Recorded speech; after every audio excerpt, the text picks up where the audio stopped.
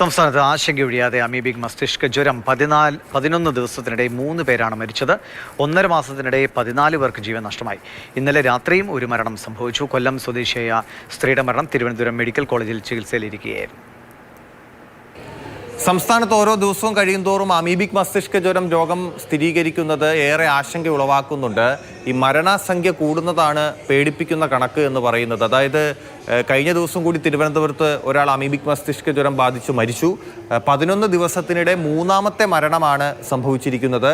1.5 മാസത്തിനിടെ 14 പേർ മരിച്ചു എന്നുള്ളതാണ് കണക്കിനി. രോഗികളുടെ എണ്ണം നോക്കുകയാണെങ്കിൽ ഒക്ടോബർ 9-ാം തീയതി വരെ 100 പേർക്ക് രോഗം സ്ഥിരീകരിച്ചു. ഇതിൽ തന്നെ 24 പേർ മരിക്കുകയും ചെയ്തു. അതായത് 100 പേർക്ക് രോഗം സ്ഥിരീകരിക്കുമ്പോൾ അതിൽ 24 പേർ മരിക്കുന്നു എന്ന് പറയുന്നത് വളരെ പേടിപ്പിക്കുന്ന കണക്കാണ്. തെക്കൻ ജില്ലകളിൽ തിരുവനന്തപുരത്തും കൊല്ലത്തുമാണ് കൂടുതൽ രോഗികൾ റിപ്പോർട്ട് ചെയ്യുന്നത്.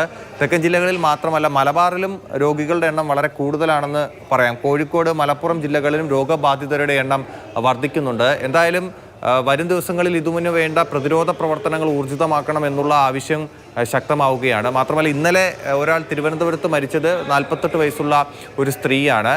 ഈ രോഗികളുടെ എണ്ണം കൂടുന്നതിനൊപ്പം തന്നെ മരണസംഖ്യയും വർദ്ധിക്കുന്നതാണ് ആരോഗ്യ വകുപ്പിനെ പ്രതിസന്ധിയിലാക്കുന്നത്.